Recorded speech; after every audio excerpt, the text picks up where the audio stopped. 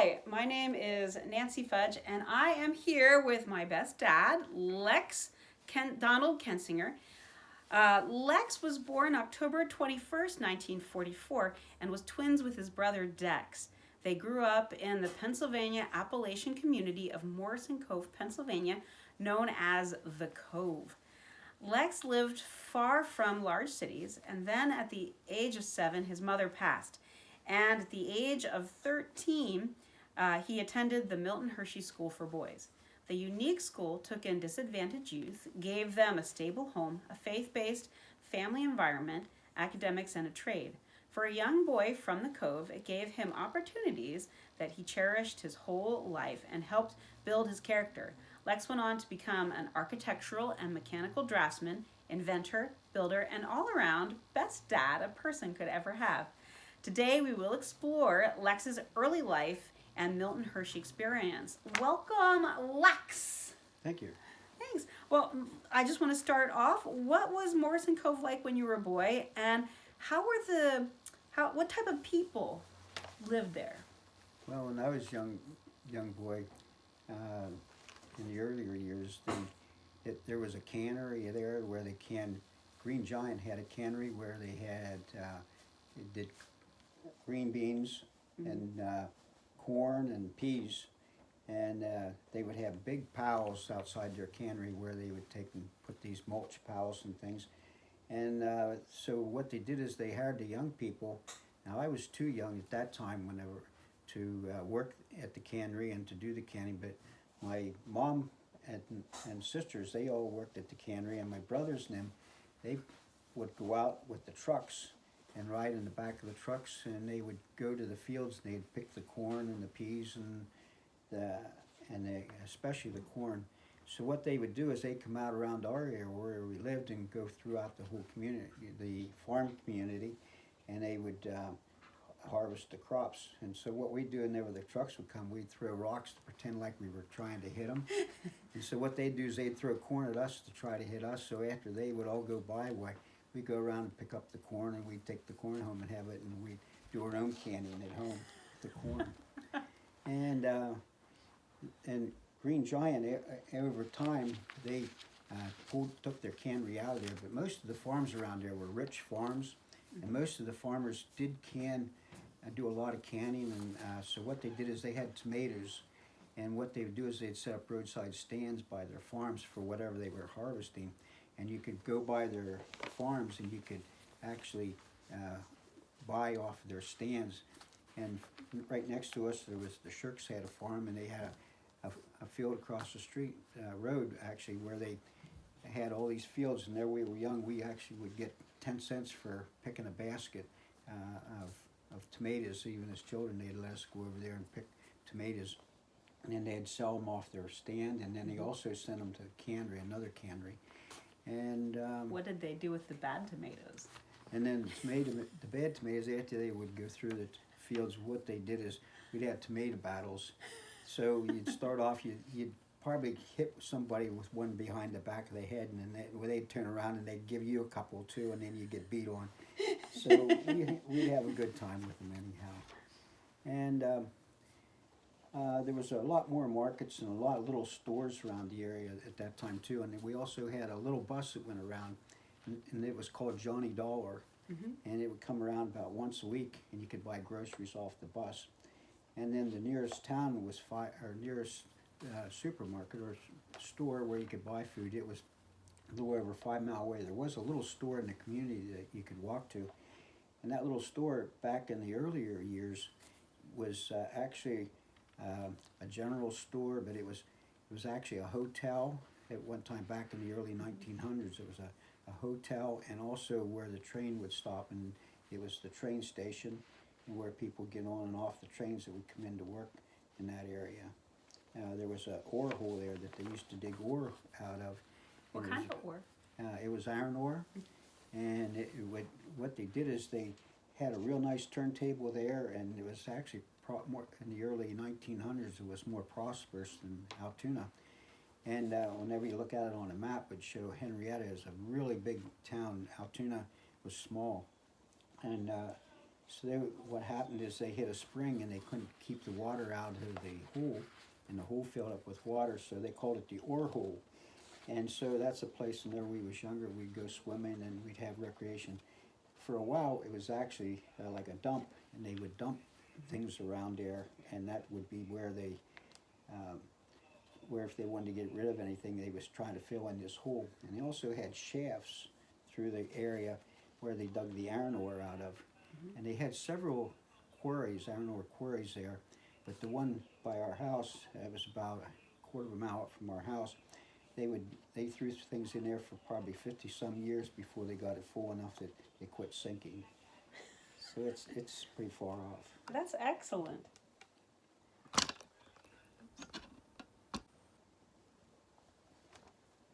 What was the religious background of your family, and where did you attend church?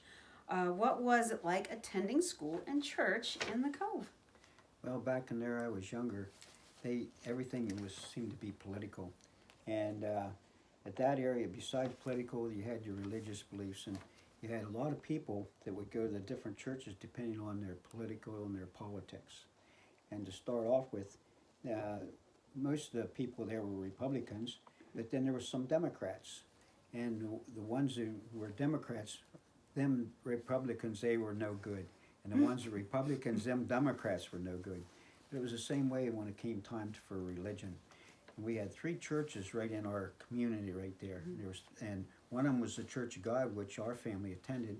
And the other one was the Evangelical United Brethren, the UB, and they were up on the hill. And that's where the main cemetery for the whole town is. And there's several other cemeteries. But just over from it, then they have what they call the Crossroads Church, which is a Lutheran church. And so whenever you would, no matter which church you attended, the other churches, they were no good. The only churches that was good was the one you were going to, and none of the others, it didn't matter. They were no good people, and they were all hypocrites and everything. So Because they were. And what kind of made it bad was there was several churches that really wasn't actually even in the communities. And some of them would be, let's take the Catholic Church for instance. In Altoona, we had one Catholic that moved to our area, and he had the little store that was in the hotel that I talked about earlier. And nobody would, now I say nobody, he ended up losing his business because there wasn't enough people would patronize his store. The people before him, they patronized the store, and they sold it to him, and they should not have done that because they were bad people for selling it to him. But they sold it to him, and so he tried to make a go of it, and he was really a nice guy. And our family did patronize the store, but a lot of the other countries, the other people wouldn't. And so to the point where they actually, right down 2 doors down, there was a house some people moved into, and then in the front they cleaned out the room and built they had another little store just to put them out of business and take the business away from them. So this Catholic, he ended up being ostracized. He ended up no longer having a job there. But with the religion, the Church of God, most of the ones right close to us were the Church of God, and then the Evangelical United Brethren was the other church. Okay. And what happened to the Catholic guy? Did he actually move out, or how did you know him? He ended up staying in that store for a long time, but he ended up going to Altoona where there were other Catholics. He ended up working in there instead of keeping his business out there in Henrietta. Well, thank you. What was your, do you remember your grandparents, and what did they do for a living, and what were they proud of? Well, what they did for a living, again, they was actually farmers, and they owned some of the biggest farms in the area there. And they actually, back in the late 1700s and early 1800s, they did farming. And as they passed on, they passed the farm on. It went down to approximately 1930s. Then, whenever they had the Depression, the one farm, well, both of them, they ended up selling the farms and getting smaller homes. Now, my grandmother, on my father's side, my grandmother there, her husband passed away. He ended up he was helping bring some horses in from the stable. and he got trampled on, and so he died a few days later. So she had the farm all by herself, even though she had 13 children. These 13 children were off doing their other jobs and trying to make a living for their families, and so she ended up losing the farm. And there's 3 farmers bought her farm to try to keep it going, and they had trouble just keeping it going. But she lived to be in her 90s, and she ended up living with her children instead of her children living off of her. No, she was a strong lady. And what I remember of her is she would come to our house from time to time. We had this old rocking chair that we still have today, and Dex would be on one knee and I'd be on the other knee, and she would rock us to sleep. And each time she'd come to visit, she would always, even in the wintertime, I don't know how she got them, but she would have oranges, and she would bring oranges for us, and she'd peel them while we were sitting on her knee, and we'd eat these oranges, and then we'd sit back and relax, and she'd put us to sleep sitting on her knee. Aw. And that was a long time ago. That's sweet. How about on your mom's side? How about the Vaughns? And then on the Vaughn side, Grandma Vaughn, they had a really nice house, and Pappy Vaughn, he was a hard worker, and he worked for the township, but he's also a really good carpenter. Being a good carpenter, he helped build the porches and helped keep up in the buildings, and built new buildings, built a new garage, and in fact 2 new garages and a chicken house and some other buildings around the house there. And he also, I can still remember him coming to work on our house and putting a new roof, helping to put the roof on the house. And he also worked, he had, out of the one building that he worked in, he would build gates for the farmers around there. They were real strong. He had wood planks he'd bring in, and he'd make these wooden gates so that they could put it across where their pasture would be, and their different fields where they'd go into the fields where they had to put gates. So he'd build gates and things for them there. And also, he'd go around to some of the farms and built like corn cribs and help them with some of their buildings and maintain their buildings and things too. I heard he had some mules. Oh yeah, whenever he was younger, he actually had, with his farm, his farm was about 700 acres. And they all had to have good mules, and they'd have contests with their mules too. And they would have regular meetings and competition and things, but he always had usually the best mules. And so whenever he was younger, instead of getting pictures taken with his family, he'd get pictures taken with his mules because he was so proud of his mules. I remember that picture We still have some of them pictures around. Grandpa Vaughn and his mule and his wife's in the way background. And you'd never know it. He never talked about his music talents, but he took an old organ, an old pump organ that you use with your feet to keep the air going. He took it apart and made a hand accordion. And when he took the keys and he made it so that he would pull little levers on it and everything. But now he ended up with a whole bunch of these little reeds, what we call leftover. And so whenever we were kids, we used to play with these reeds and things. Yeah, he was really talented that way. And furniture, he could fix furniture and rebuild furniture and things that was broken. And he always kept his house so neat and clean. And Grandma Vaughn had a reputation of being so clean that whenever they had a joke about it, whenever the vacuum sweeper salesman, Electrolux vacuum sweeper salesman would come to the house, they'd see how clean they were. They said, well, we don't even want to try to sell you one, it's already too clean. And so they'd go off and just leave her alone. So her floors were always so clean and so nice, and her whole house was always clean. And there we went there, we had to really mind our manners. And we usually went there on Thanksgiving and Christmas. Also, at Thanksgiving, what we do is we go to her house and we would do butchering. So Thanksgiving was butchering day. Pigs or chickens or what? Butchering pigs, and they did have a cow, they said before we were born, but I can only remember the chickens. Now the chickens we did another time, but the hogs was the ones we did on Thanksgiving Day. And the chickens they did earlier, and every year she'd get 100 new chickens. Every spring she'd get 100 new chickens. And then sometime during the year she would either harvest them, and Thanksgiving Day was the day to do the hogs. They had 2 of them, and they had a big trough there that they would butcher over next to where the well was. There was a hand pump, Mm-hmm.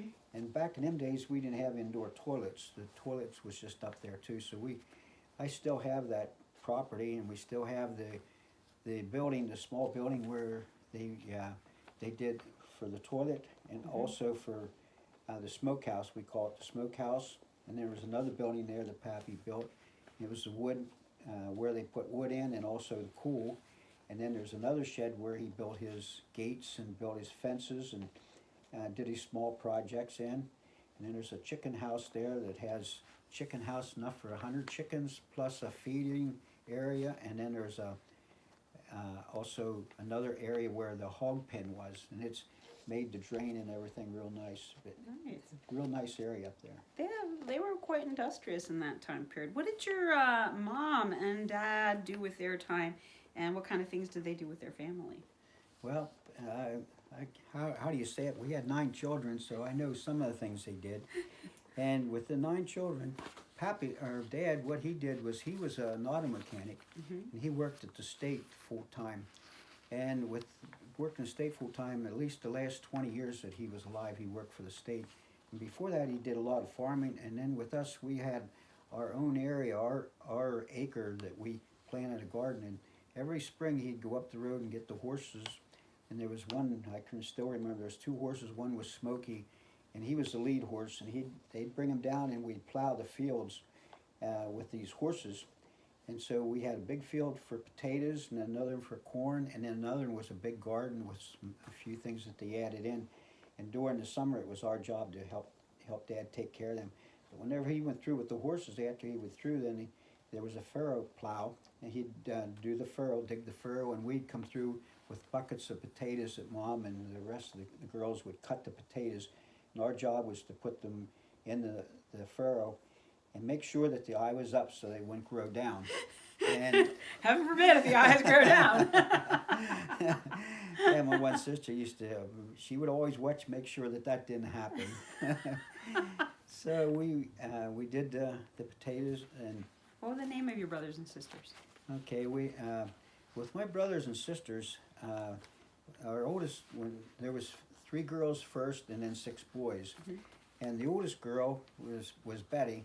And Betty was the one that seemed to be the more educated, and she always loved to read and do math and so on. And later on in life, she became more of an accountant, and she actually became a justice of the peace for a while in the area that she lived in over at Ambler, Pennsylvania. And then Doris Jean was a really hard worker, and if you wanted to get something done, you always called on Doris Jean because she would always make it happen. And now Doris Jean kind of took care of me. There was 3 of us younger ones. Doris Jean took care of me, and Betty, the oldest, took care of Dex. And then Nancy was the next one, and Nancy was the creative one as far as she would take soap and carve like sheep and lambs and little animals, and she was always so craftsman-like and really handy, and she'd be creative and coming up with things to do. And she more or less took care of Bruce whenever he was younger. So the 3 of us youngest ones, we had them 3 to take care of us. And then Rusty was under Nancy, and Rusty was the oldest boy, and so he was pretty well favored by Dad. And so he would go, Dad used to take him hunting whenever he was younger, and they used to get their share of deer and rabbits, and Dad showed him how to shoot and how to work on cars. And Rusty was very handy and very good at doing with his hands again, and he later became an engineer on a train and become a train engineer. And then next was Bobby, and Bobby, he was one that could get into trouble, but he was also one that he was creative in the respect that he could make things happen. He was one that kind of got picked on a lot whenever he was younger.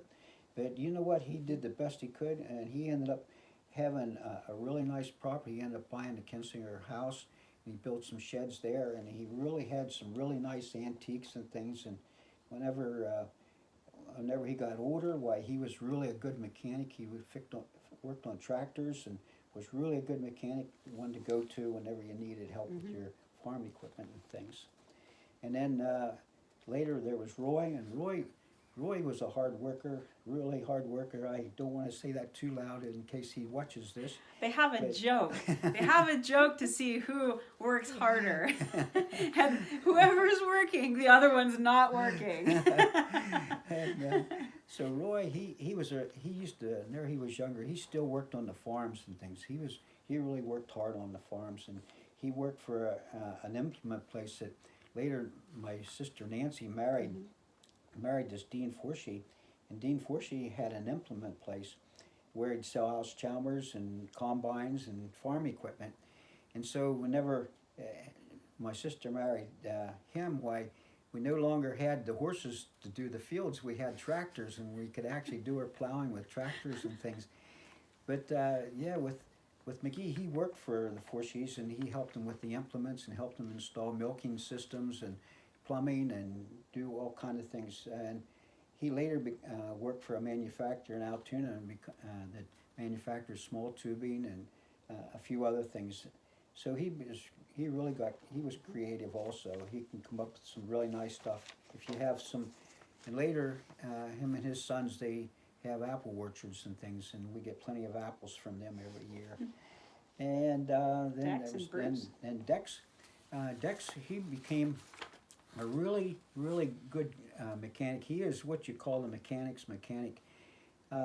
Whenever we were younger, we had trouble reading. It was one of the things we kind of lacked because Dex was kind of sickly whenever he was younger, and he missed out a lot of school in his first years, and I missed some, but Dex really missed a lot.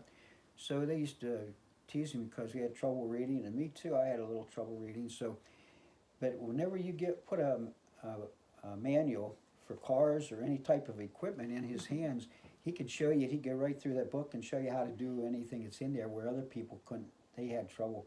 And he ended up being what you'd call it mechanics. Mechanics would take stuff to him that they couldn't work on, and he would had a garage, a building that he would take and work on it, and he would get them working. So he really did good. And then I was next in line. Dex, he was 10 minutes older than me. So him being 10 minutes older than me, that made him Adam. He was the first. And so it was Dex Adam Kensinger. That was his name. And then me, and then you had Bruce. Now Bruce, he was the one that, he was always calculating. He was always good with numbers and always good with figures. And he was good with putting things together as far as banking and notes and things being specific. He could do that really good. And so later in life, he also was good at doing tile work, and he had his own business doing tile for a while. And he also had 3 wives that kept him poor. So sometimes he'd be a little bit difficult to get along with, but I'll tell you what, he really did the best he could, and most of the time he did it on his own. Well, tell me about the friends that you had in Morrison Cove, because I've heard lots of stories about these friends in Morrison Cove and some of the shenanigans that happened there. Well, I had some really good friends. One of the well, let me see, where do I start here? When I was really young, I had some friends that whenever we didn't have a television whenever I was really young. And so some of my friends, the Stocks, they had a television, and they lived about a quarter of a mile up the road. And so what we would do on Saturday mornings, we used to go to their house and we'd watch television. And then in the wintertime, whenever it was pretty cold, what we'd do is the place where we told you they used to dump the iron ore, or the junk in the iron ore hole, they called the ore hole. Well, for a while it was a swimming hole at the one side, even though they dumped the junk on the other side. Well, there we'd go to the junk side, and we'd get the old tin cans, and we'd break sticks off of the trees, and we'd play hockey on the ice. The ice used to get so thick, it would be up to about a foot thick back in them days, and that'd be in the wintertime. And so we'd go and with the other kids around the neighborhood, and we would play hockey on the ice. Nice. And I can still remember some of my brothers, they had this old car that they'd take out on this ice in this old ore hole, and they'd open up the doors and they'd take it out on the ice. And we really worried for them, but we'd always build a big bonfire there too, whenever we'd be playing hockey and just having a good time. But if you had skates, you couldn't play. Because skates meant that you were too privileged, or actually you had too much of an advantage over the rest of us. So most of us didn't have skates, and we just played with shoes without skates. We'd play hockey. We'd choose up teams. And I still remember the one year. Well, every year we get new shoes, or not new shoes, hand-me-down shoes. Being there was 9 of us kids. So the one winter got to be October. And I can still remember October, November, it was already iced over, and we'd go down to this ore hole. And I can still remember wearing these old shoes, and my right foot, the socks would stick out. We had nice warm socks, and so we still went down there and we played with the ice, and and I was thinking it would be my birthday coming up here on October 21st. I'm gonna get some new shoes. Well, I didn't get new shoes that year for my birthday, and come Christmas time, I thought, this year for sure I'm going to get some shoes. Well, I didn't get Christmas shoes either, so you just had our times. And at Christmas time was a little different back in the day too. There was, being again 9 kids, Dad used to go to the store in Roaring Springs, and he'd give us each $1 and turn us loose in the store. And so after an hour or two, you'd come back, and you had to be careful whenever you was buying something, because your brother would be there, or your sister would be there, or somebody would be there from the family. So you'd say, you can't be here, I'm buying this for somebody. But it was actually for them. So you'd end up spending this $1. And at that time, you could get a paddle and a rubber ball for 10 cents, and you'd get perfume for 10 cents and so on. But this one year, I can still remember Bobby. Poor Bobby, it come Christmas time, we opened up the presents, and Bobby didn't have any presents. That was, kind of a sad Christmas. I don't remember what they did about it, but I remember he didn't have a present to open up there for a while. And at that time, the neighbors would play Santa Claus, and they would come in dressed as Santa Claus, and we knew it was one of the neighbors. Sometimes it'd be one neighbor, and then maybe another year it'd be another neighbor. And sometimes Dad was the Santa Claus for the 3 or 4 houses there too. So that was some of the things we used to do back in the days. We used to have tomato battles too with our brothers again on the yard. Whenever we'd be cleaning up the yard and stuff, there'd be a lot of rotten tomatoes there. Yet we'd have tomato battles, and we'd have some good times with them. I don't know if you want to share this, but pardon me. I don't know if you want to share this, but I heard that you had some interesting adventures as a child. Oh, yeah, but I don't know if I want to go into that too much. I guess whenever we was younger, there was this person that used to hang out. We had a skating ring, and this person used to hang out, and he would always try to get to know the boys and the girls and the kids. And so he would take them on camping, and he'd take them hunting and things. And one of the things he did to us, the one time he asked, "Hey Lex," he said, we're going to go get some stuff. So and I was probably about 11 years old then, 10, 11 years old. And what he was looking for was to get in trouble. So we went up to this one quarry. There was a quarry up by Altoona. And he said, and so during the daytime, we went up through this one path and went up to the quarry. There was a back way, you might say. Right now, through that quarry, there's Route 99. So anyhow, we went up to this quarry, and we walked in, and we said hello to the guard, and he said, okay, you let us in and everything. So then we came back out, and we went home. So it was another week or so, we went up there, and he took me up the back way again, across the swamp area. It's across the swamp area, and a big log tree, a tree that had fallen down, and went up this path, and he left me up there. It was just before it got dark. And so he went down into the car and drove the car up to the quarry, and he went up to the guard and told him he wanted to do some shooting there with his gun. So anyhow, while the guard was distracted, I was supposed to go in, and I went in, and while he was being distracted, and when we got in there, he went to the dynamite shed and got some dynamite, and anyhow, I don't remember how I had it on me, but I had this dynamite. And I went down around the guard station. He distracted the guard again, and I went out and went down this path and went through the swamp area. And it was all but dark. It was right there. And instead of running across this tree that had fallen down. Had to get down and go across to make sure I didn't go into the swamp because they said it was quicksand and swampy there. And so I get out there to the road. Well, he took this dynamite. Anyhow, a bunch of us went camping, and he took this dynamite and he let some of it off over in one area one night. Ooh, scary. And then he took Was it scary? one other, yeah. And then one other time, what he did is we went up through hiking. There's a bunch of kids with him, and I went hiking, and he had this dynamite with him, and he put it in a barrel, and he was shooting at this barrel trying to set it off, and it didn't go off.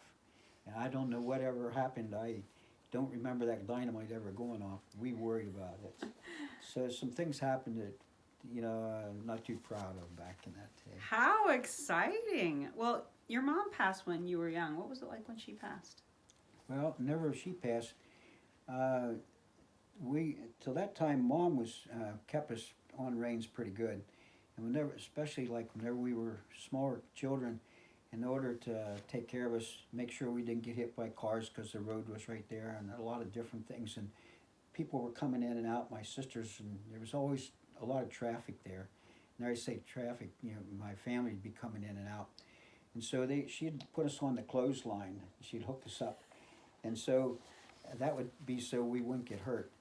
And so we would get tangled up in the clothesline sometimes. Well, it was okay with Dex and I, but never Bruce come along. That was 3 of us on the clothesline sometimes, and that got a little rough.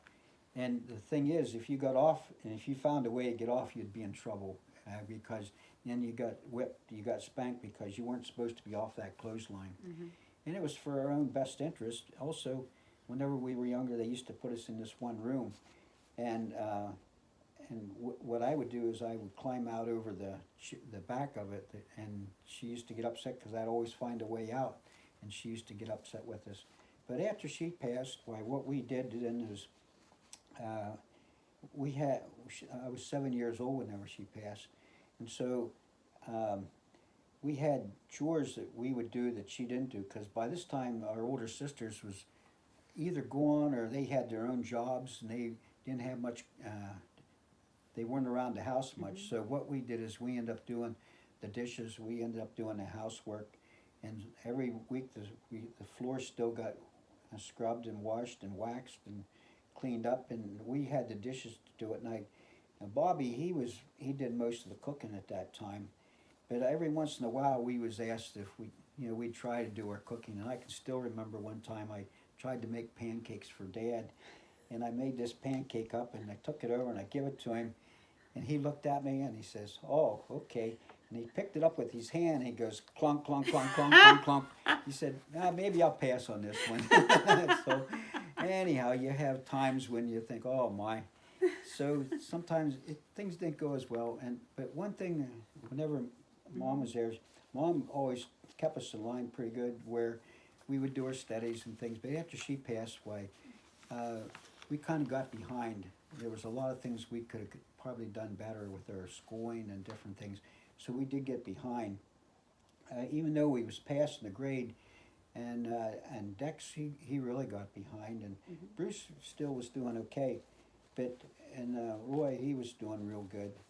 But Dex and I, we kind of got behind. We were, right before Mom passed, Dex had an operation, a hernia operation, and we had whooping cough and some sicknesses.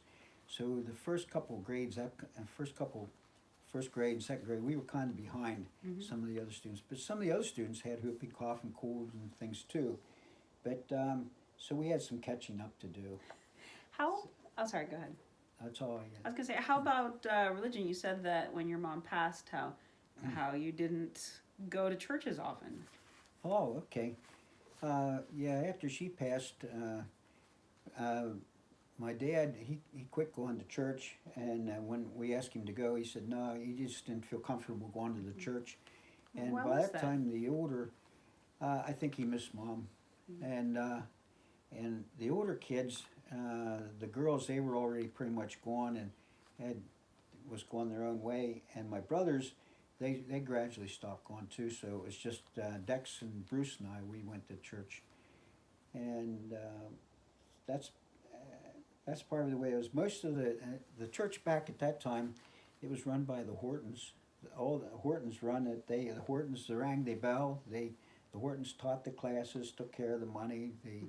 They did the singing, and they really ran the whole church at that time. That was the Church of God. And I can still remember every once in a while they have services in the evenings, and they'd have like a revival service, and the whole community would come in to the church there. And they'd use the schoolyard next to the church for parking.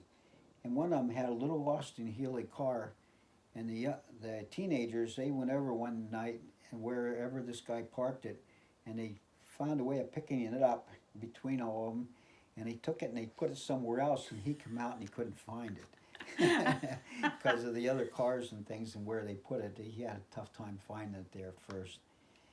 And also, right next to the church was a small school that we went to whenever we were younger. It was the Henrietta School. And it had a fence around it. It had posts with steel bars, and that used to be our recreation. We would swing on them bars. But the biggest thing we did was we played a lot of softball whenever we were younger. And we would play there at the school. And so at recess, which we would play a lot of softball and hopscotch and things like that. But some of the older kids, whenever I was younger, they would go to play ball, and then when they would hit that ball, they would hit it so hard that they would literally hit it over the church. It would go, the church was like a backdrop for us smaller kids. We'd hit the ball and it might go over and hit the church, and there were screens on the windows so we didn't hurt it. But on the other hand, the bigger kids, they would hit that ball so hard that they'd go over and then there'd be a home run. And what we used to do then as little kids, we'd run for them. We was their runners. And so there was one guy by the name of Norman Hatfield, and we would choose him to be our hitter. And then he would hit the ball and it would go over the church, but we always enjoyed playing softball. And every once in a while, a guy by the name of Dave Detweiler, he would pull us kids all together, and up in front of our house there was whenever the field was empty for a while, and every once in a while they'd graze the cows in it.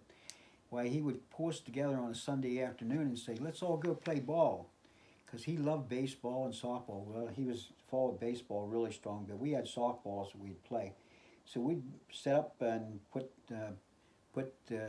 dishes and stuff for bases, and then we'd play ball, and the kids in the community come there and we'd play ball. And I can still remember running through the cow patties and things to get in, and never you'd hit a good ball, or you'd be trying to catch it, never somebody would hit and be squishing into these cow patties and things through the area there. And our one neighbor, they had a pony, and we used to play ball in that orchard too. And every once in a while, that was the cow patties that we would be using for bases.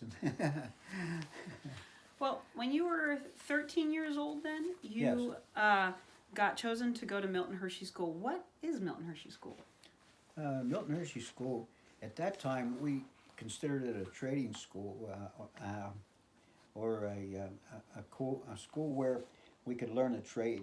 And at that time, it wasn't considered like it is today. Today, it's considered a place for orphans and underprivileged children. At that time, we considered it a school where you could learn a trade and you could get a better education with the opportunity to go to college and to be able to. And also, it was a school where it was all white and it was only boys, and they would go anywhere from 5 years old to the time you graduated. And so up to the time you were in 9th grade, you would be in an intermediate and it would all be schooling, and you'd have sports and that. But whenever you went into the 9th grade, you went to the farm units. And at the farm units, whenever we first went there, we'd be baling hay and doing just like we did at home. Like whenever we was home, we also did a lot of baling, and we'd help the farmers in the summertime. And from the time I was 8 years old, I worked on the farm back home and the neighbor's farm. So whenever I went to Milton Hershey, I already knew how to do milking and farming and baling. And so it wasn't new to me, but there was anywhere from each of the house units that housed the boys, there was around 1,000 boys, a little over 1,000 boys. And there would be anywhere from 16 to 26 boys in each of these units. And when the seniors graduated, before they graduate, there might be 26 boys at the unit, but by the time they graduate each year, each spring, then you have some students that wouldn't come home back to the unit after vacation, so you'd be sometimes down as low as 16. And then they'd build it back up to the next year. And so anyhow, what we did is we learned to trade there, and each year we, like the people that had carpentry, which I took up carpentry at that time, we would build a house every year, and then the one house went to the principal of the school, and another one went to the second principal, and so forth. And then they started doing it for the teachers and some of the other administrators and things too. And so we also learned to do some masonry, but mostly it was just carpenter work and finished carpentry. And when I graduated from there, I was able to get the Carpenter Award for that year. Nice. And there was 12 of us in our shop, but altogether there was 125. So I went from back home, before I went to Milton Hershey, I could hardly read. Whenever I graduated from Milton Hershey, out of the class of 125, I was in 12th place. So that's where I was at, and what I was able to do is get a scholarship so that I could go to the college, the Hershey Junior College, and that worked out real nice. Wonderful. What was it like when you first went there? I mean, like, how did you make friends, and what kind of things did they do? Whenever I first went there, what they do is we'd work on the farms, and so you'd help your other students. You'd help them there whenever they had work to do. You'd work with them, but we also had sports, and if you could accelerate in the sports, you really did good. And being that I had 5 brothers to deal with whenever I was at home, one of the first things they did when they sent me there to the school is they said, "So you want to fight?" That was one of the first things I said. "Oh yeah, what are we doing?" And they said, "Well, we're going downstairs." And I didn't know what that meant at first, but what that meant was you went downstairs and you had a fight. Mm-hmm. And I said, and I thought they was just going to have a good time, because that's the way we do it back home. And so I went in. I said, "Yeah, let's go downstairs. We'll get into one here real quick." And they laughed and they laughed, and they didn't take me downstairs and beat me up at that time anyhow. That all came later. But we just had so there's some of the bigger kids at the unit. They thought this was so funny, and so I got along with them. And once you get along with the bigger kids in the unit, you get along with the rest of the kids. So I didn't have any trouble there at the school at that point anyhow. And my younger brother Bruce, he got sent to the intermediate units, where he did have some difficulty getting along, and they had gangs from some of the communities. Some of these kids were from Philadelphia and some of the other really rough neighborhoods, and that were in real gangs in these areas before they come to the school. And so he ran into some problems, but I just didn't seem to have any of the problems that he had. So sometimes when I would get off the bus at the school in the mornings, we'd meet together before we went to class. He'd go his way and I'd go my way. We always had about 15 minutes there. And sometimes I'd get off the bus and there'd be kids lined up. And they were mostly, some of them, even though they was in his class, they were kids that had dropped off and had been back a year or two already. And so whenever I come off, they were kids that were my age. But I still sometimes had to contend with this before I would even get to school in the mornings.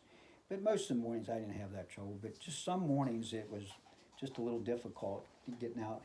And so I learned how to wrestle, and back home, and especially at the school we went to back home, we'd get together in the schoolyard and we'd wrestle. And I got to the point where of the kids on the schoolyard, I could beat them. And the one kid that was supposed to be the tough guy, he didn't want to wrestle me. He didn't want to fight me. And that was all, we all had fun with that. So when I was there at the school, I went out for wrestling. I just had fun with wrestling. I tried not to take it serious. And the same way with track, I learned to run fast when I was younger. Mm-hmm. And so at the school, whenever I went out for, in our classes, I was the first, I won in our class of the 9th grade at that time.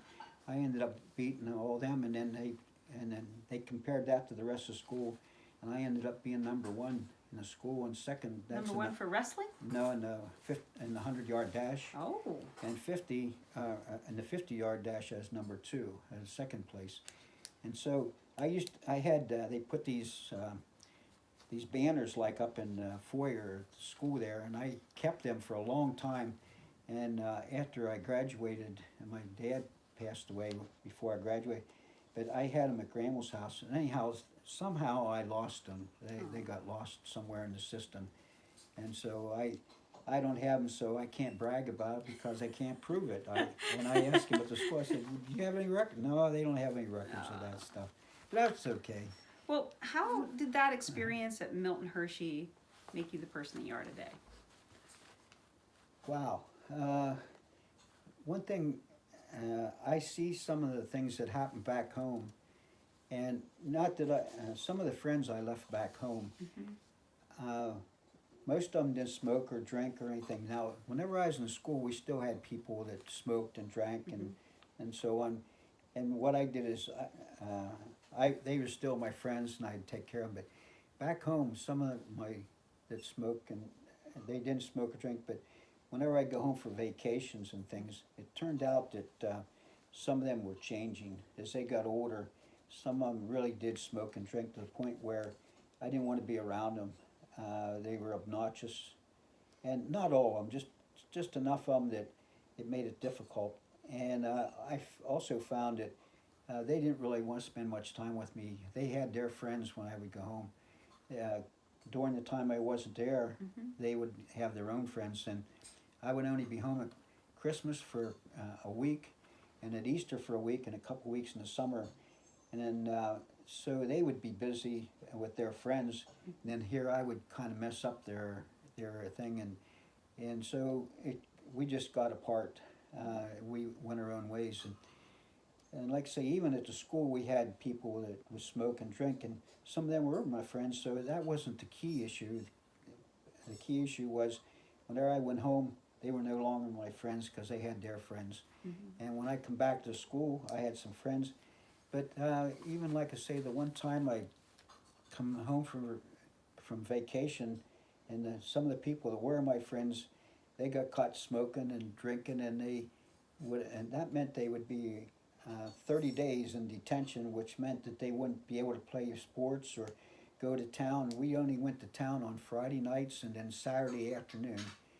And so that meant that they wouldn't be able to have those privileges, and so they decided to leave the school. So I was there sort of by myself. Now the other thing too, whenever we were out for sports, if we wanted to go to sports on Friday and Saturday night, or to go into town, sometimes you'd miss that bus going to town. So we lived about 4 or 5 miles outside of town. So what we'd have to do is walk over to the main road, which was about a half mile over, and we'd hitchhike to town.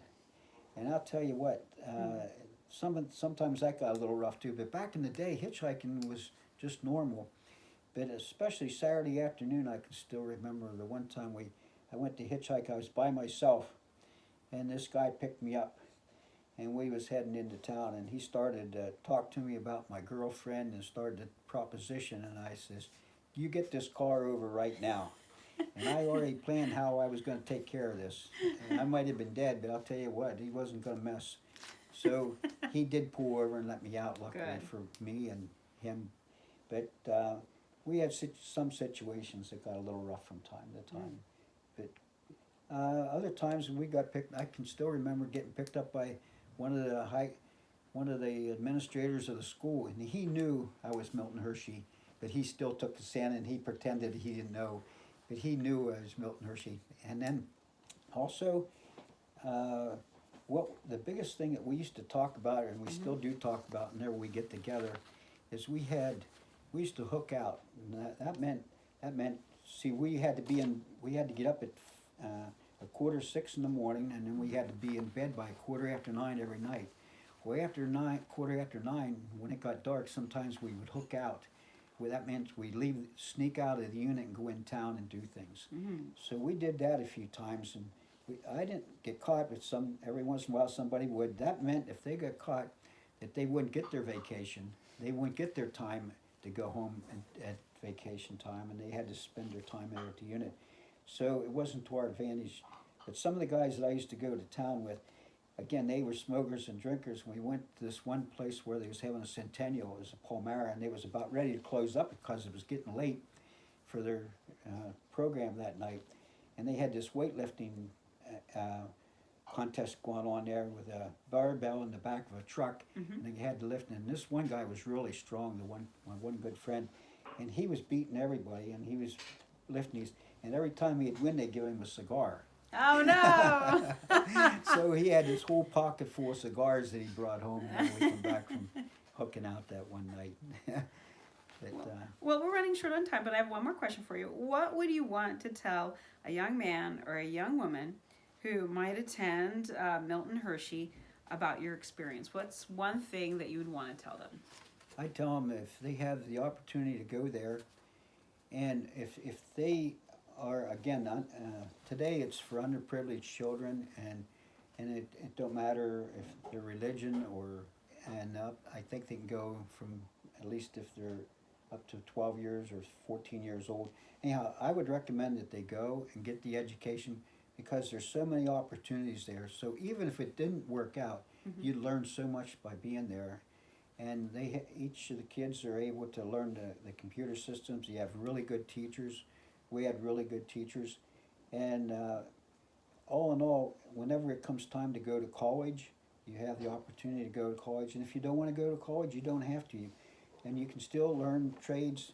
And what they do is they'll send you to a school where you can learn your trades if you don't learn it while you're at the school. They did eliminate some of the trades, but then they have now the computer systems, and they have these other systems that apply more to today and where they can make a living and do well. So they at least have a really good opportunity there if they take advantage of it. Well, Lex, thank you so much. It was really great talking to you about Morrison Cove and Milton Hershey School. Thank you very much, and have a good day. Say bye. Bye. Take care. Thank you. Thanks for the interview. You're welcome.